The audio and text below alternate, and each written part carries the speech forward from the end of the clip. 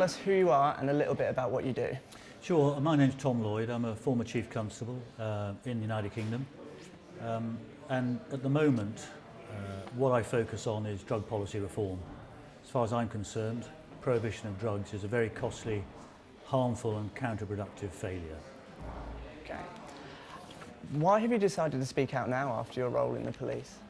Well, I spoke out during my role in the police, but of course I had a duty to uphold the law, so I spoke privately and tried to influence people. I like to think I had some success, and certainly there were people within the police force, as there are now, who think that prohibition ought to end and we ought to be looking at different ways of dealing with problematic drug use and the illicit drugs market.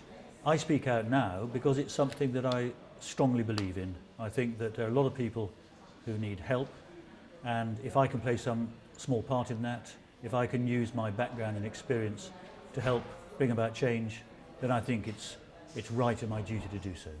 Absolutely. Do you believe that there's enough education on drugs as a whole and specifically cannabis in the UK?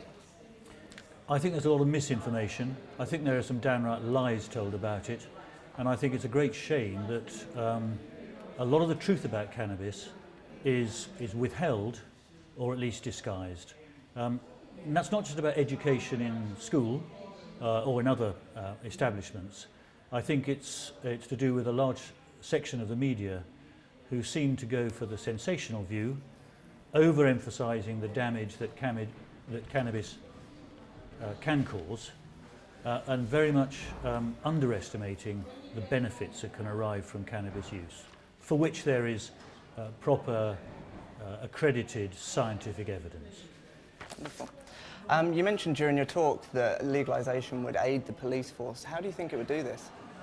Well, the police force at the moment spends a huge amount of time and effort, money, that's taxpayers' money of course, as do the courts, as do the prisons, the probation service, the whole criminal justice system, on prosecuting the drug laws. And the fact is that in recent times, by that I mean the last 40 odd years, we've seen a massive increase in drug consumption.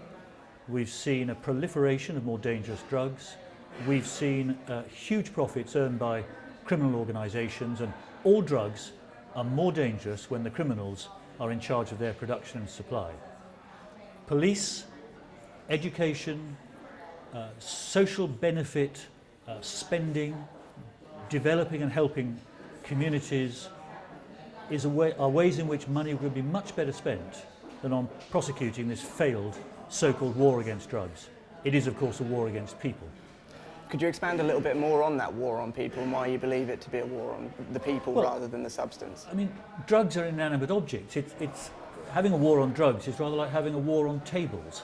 I mean, they just exist. What's happening is that from a quite proper desire to reduce the harmful consumption of substances of all sorts, politicians, perhaps inspired by President Nixon about 40 years ago, have started this so-called war on drugs. But what history has shown us, and the evidence is quite clear as we look around the world and the UK now, is that this is actually a war on people. People are marginalised, criminalised, ostracised, and their situation is made much worse by the fact that the criminal law is used to try and deal with the issue of problematic drug use. If you consider that somebody is taking drugs and they haven't got a problem, probably the worst thing you could do to them is criminalise them.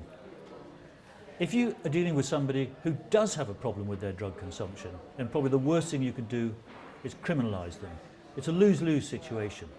Absolutely. So would you say that, based on your experience as a high-ranking police officer, that you would say drugs are a medical issue and drug addiction is a medical issue opposed to a legal issue and a criminalisation issue as it is at the moment?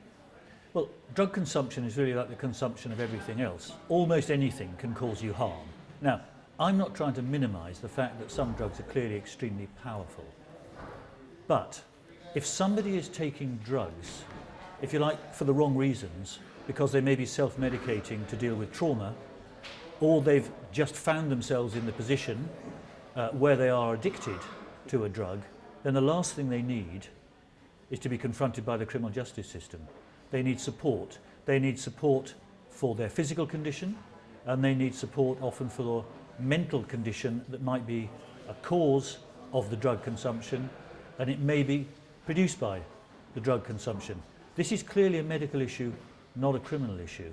And when we start to treat drug users sympathetically and we take away criminal sanctions, we see an uptake in treatment and we see a reduction in problems associated with addiction. So clearly the evidence is, and common sense says, we should be treating the harmful consumption of substances as a medical issue, not a criminal issue. Similarly, in the United States, and in the UK for that matter, when it came to tobacco consumption, we know how harmful tobacco consumption is, the criminal law wasn't used. Control and regulation, together with a huge amount of appropriate education, actually saw tobacco consumption drop. That's the sort of model we should be using. Approaching it as a health issue, respecting people enough to educate them so they can make rational choices. And if you make rational choices of your own accord through self-discipline and self-control, then that will last a lot longer than if you're forced into something by external forces. Absolutely. Would you say that from your time in the police that you found that the general consensus within them is that the war on drugs is an unwinnable battle despite what they're being told from their superiors? Sorry. The so-called war on drugs, the war on people, is clearly unwinnable. What we've done by prohibiting drugs is we've handed a huge illicit market of about $320 billion a year worldwide or more to criminals. Now they're not just going to stop because somebody threatens them with prison, because the fact is that most of the people at the top end don't go to prison. They keep themselves remote from the possibility of arrest. They use violence to keep themselves out of harm's way, out of the reach of the criminal justice system, and they will, of course, corrupt not just individual law enforcement agencies but whole countries. So we've got a system where human beings like to take substances for spiritual purposes, for creative purposes, just to relax and let go. Now clearly that often gets out of hand, and I don't minimise that, but if the government won't let human beings do that, criminals will meet that market, they'll supply that market and they'll make huge profits. Simply trying to defeat them by threatening them with criminal sanctions hasn't worked, doesn't work and won't work.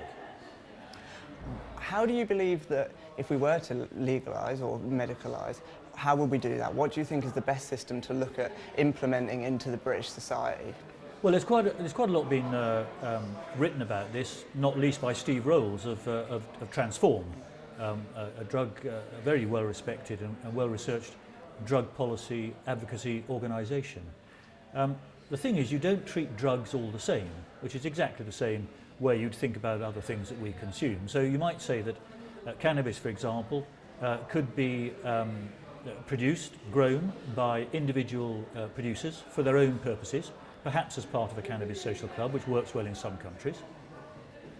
But when it comes to the much more powerful substances, such as heroin and cocaine and the like, then you'd be thinking of more control and regulation.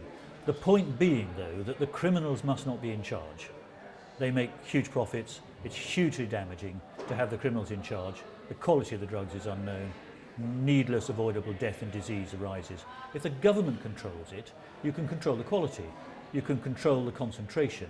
You can eliminate avoidable death and disease. And in fact, if you couple that, of course, with education, then not only have you got safer drugs, you probably actually see a slight reduction in drug consumption. Certainly decriminalisation, where it's taken place, has not seen what some naysayers would say is a huge increase in drug consumption. It simply doesn't happen. Human beings can make rational choices, but they can't make rational choices if they don't know what they're taking because the criminals are in charge.